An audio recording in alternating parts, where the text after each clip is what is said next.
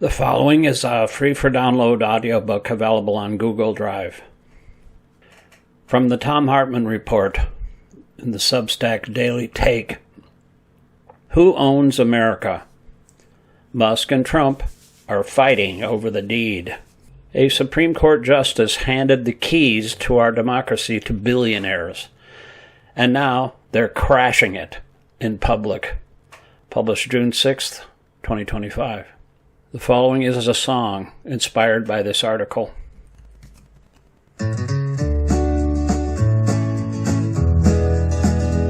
Well, I woke up this morning, turned on my screen, saw Trump and Musk in a Twitter war scene. One said, I bought the Senate. The other said, so I bought the man who runs your favorite show. They're punching and posting and flexing their might, while the rest of us wonder who shut off the light. Democracy's wheezing in a billionaire fog as Justice Roberts walks his billionaire dog. Who owns America? Is it Bezos, Musk, or Vlad? Who bought the Constitution with a platinum Amex pad? It ain't we the people, that ship's in distress. It's a yacht club cage match in a democracy mess. Oh, say, can you see? We've been repossessed. They dropped a bomb called Citizens United. Now Congress is bought, bribed and indicted. Crypto kings and oil tycoons trade votes for jets and Bitcoin moons. Elon tweets, I'm the king of the swing state. Trump grunts back, you're 10 points late. They're throwing shade like Bond villains do, while Clarence gets his yacht time too. Who owns America? The highest super PAC wins. The court said money talks, and now it screams through grins. It's red hats, blue checks, and greenbacks galore, while we're locked outside the Capitol store. Oh, say, can you see who they're working for?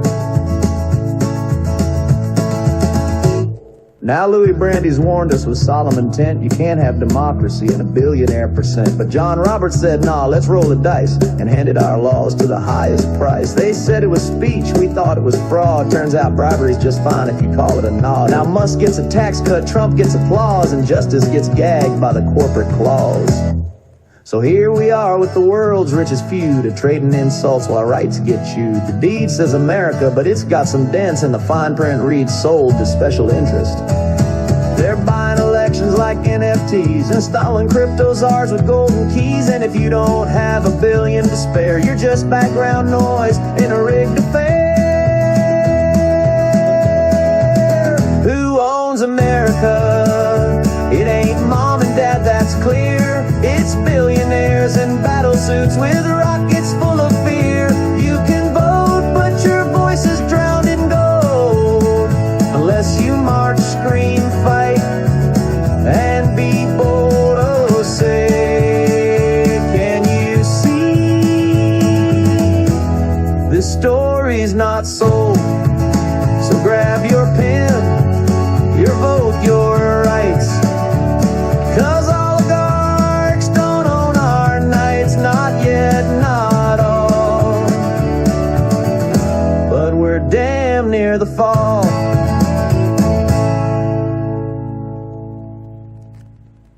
The alpha male dick measuring contest between Trump and Musk isn't entertainment. It's the inevitable outcome of America's complete surrender to oligarchy. After centuries of democratic progress, we're watching the world's richest man, registered trademark, and the world's most powerful man, registered trademark, battle for supremacy on social media like feuding warlords. How did the land of Lincoln and Roosevelt, Eisenhower, and Kennedy become a playground for billionaire sociopaths? The answer has a name: John Roberts.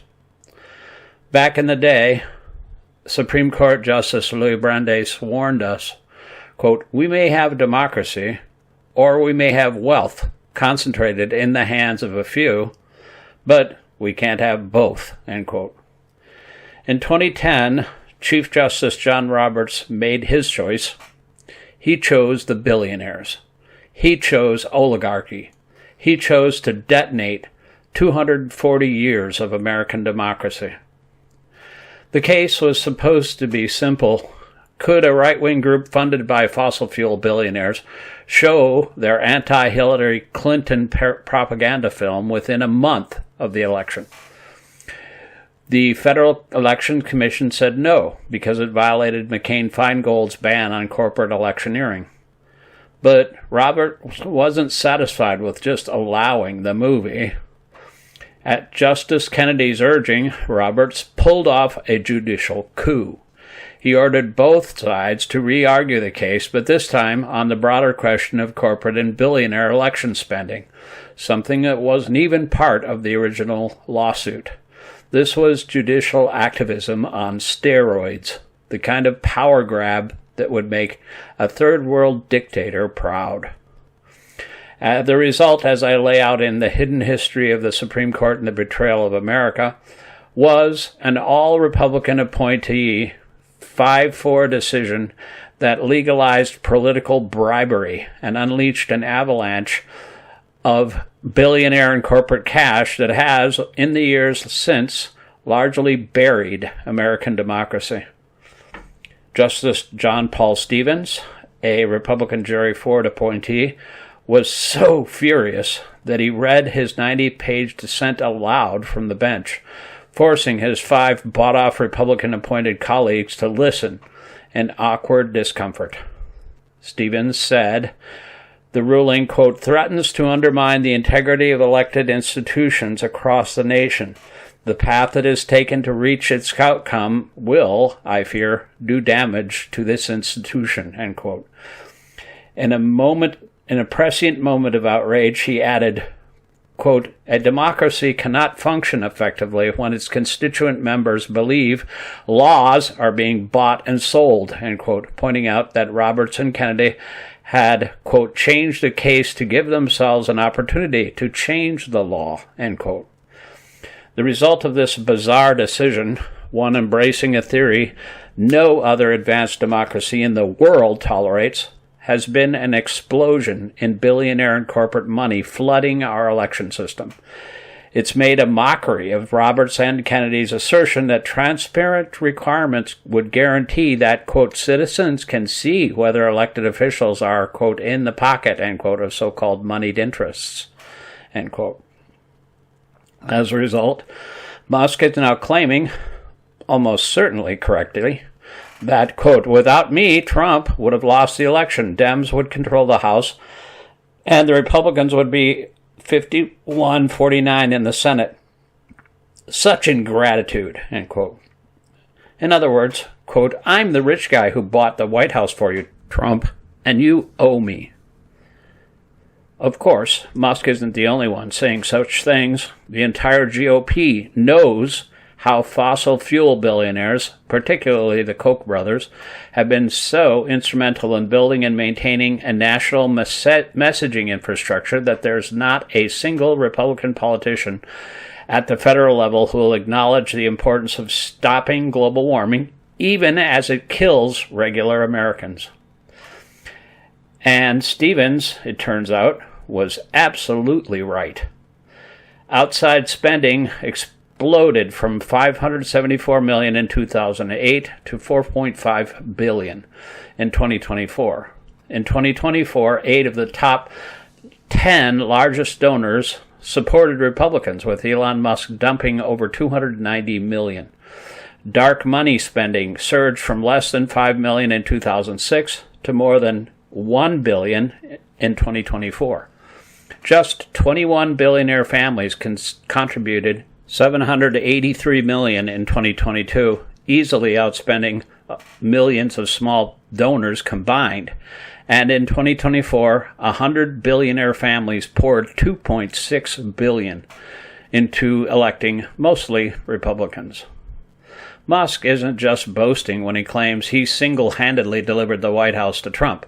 The world's richest man dumped over $290 million into electing Trump, including $283 million to his PAC, $20.5 million to the deceptively named RBG PAC that dishonored Ruth Bader Ginsburg's memory, and arguably illegally $1 million daily to, quote, lottery, end quote, payments to swing state voters. This isn't political participation. It's a hostile takeover of the American government by the biggest money in America. Musk's America PAC became one of the most prominent get-out-the-vote efforts for Republicans, essentially functioning as Trump's campaign while pretending to be, quote, independent, end quote. The FEC's toothless, quote, coordination, end quote, rules have become a joke since Roberts and his four corrupt colleagues ruled that billionaires and corporations can simply buy entire campaign operations. And the corruption doesn't stop with Musk. The cryptocurrency industry alone poured $283 million into the 2024 election, more than oil, gas, and pharmaceuticals combined. Crypto money accounted for 44% of all political corporate spending in 2024. The payoff was immediate. Trump ordered the SEC to drop lawsuits against crypto firms, signed an executive order establishing a national Bitcoin reserve, pardoned a Bitcoin fraudster after he directed millions into Trump's personal pockets, and anointed crypto advisor David Sachs as White House AI and crypto czar. This is corruption so blatant it would embarrass a banana republic. Citizens United just didn't corrupt presidential elections. It's also systematically destroying Congress. Crypto super PACs alone spent $134 million targeting 67 congressional races, successfully defeating crypto-skeptical Democrats like Katie Porter with $10 million in attack ads. Ruth Bader Ginsburg called Citizens United, quote, the worst ruling, end quote, of her time in the court. At least 22 states and hundreds of cities have voted to support a constitutional amendment to overturn it. The American people know their democracy has been stolen. Billionaires, Trump and Musk, are now locked in a dirty battle, with Trump claiming Musk read and loved the, quote, big, beautiful billionaire tax cut bill, end quote, while Musk is implying Trump was regularly boffing teenage girls at Jeffrey Epstein's home just down the street from Trump Tower. While Trump and Musk trade insults about who's more corrupt, they're both symptoms of the same disease. Trump sold us out to Middle Eastern potentates and Putin and is making billions with Bitcoin bros. Musk gutted federal investigations into his companies while forcing taxpayers to subsidize his businesses and demanding South Africa and several other poor nations adopt Starlink. And he gleefully destroyed the one U.S. agency most responsible for ending apartheid in South Africa, USAID. This is what happens when 5 unelected judges, most of them nakedly on the take from billionaires at the time, decide that the morbidly rich should rule America.